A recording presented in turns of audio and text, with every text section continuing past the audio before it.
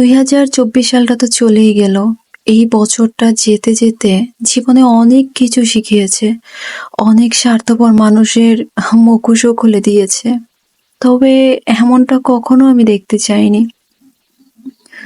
কত স্বার্থপর মানুষদের দেখলাম, কত আপনজনদের রং মাখানো চেহারাটাও দেখতে হলো। কিন্তু এমন কোনো কিছুই জীবনে দেখতে চাইনি আমি। এখন এই নতুন বছরে একটু সাবধানতার সাথে চলতে চাই।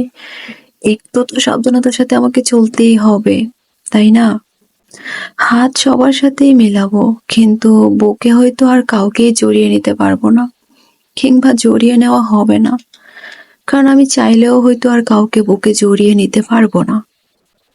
এই যে 2024 সালটা গেল, কত কিছু যে জীবন থেকে হারালাম, আর কত কিছু যে জীবনে পেয়েছি সেটা নাই বা বললাম।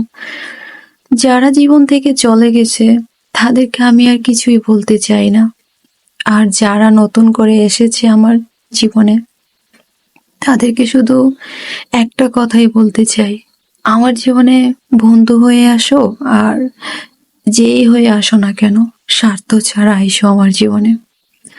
আমি আমার সবটা দিয়ে বুঝিয়ে দিব। আমি আমার জীবনে যাদেরকে পেয়েছি, ভালোবাসার অভাবে কেউ কখনো ছেড়ে যায়নি আমাকে। যারা আমার জীবন থেকে চলে গেছে কিংবা আমাকে ছেড়ে দিয়ে চলে গেছে, তারা সবাই ছিল স্বার্থপর। স্বার্থের জন্য এসেছিল আমার জীবনে। স্বার্থ শেষ, তো তারপর তারাও শেষ।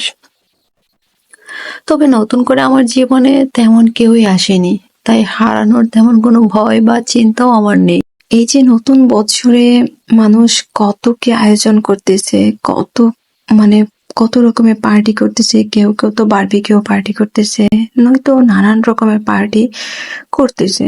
অনেকে আছে বন্ধু বান্ধব নিয়ে বাইরে চলে যাচ্ছে বছরের প্রথম দিনটাকে সুন্দরভাবে উদযাপন করার জন্য।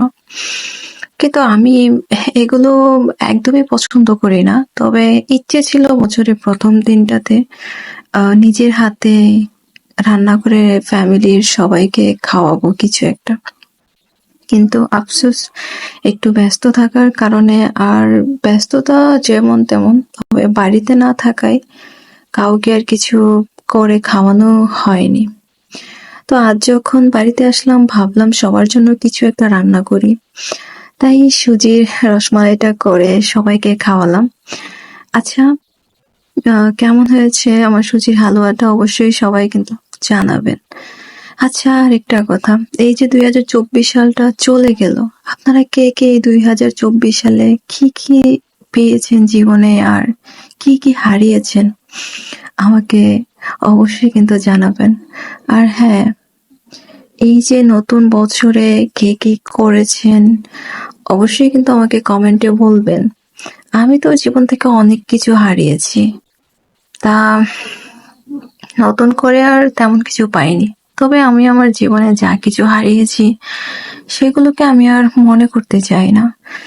যা জীবন থেকে চলে গিয়েছে সেগুলো আর মনে করে অতীতে ফিরে যেতে চাই না। বর্তমানটাকে সুন্দর করে সাজিয়ে নিতে চাই। এতটুকু আপাতত জানি,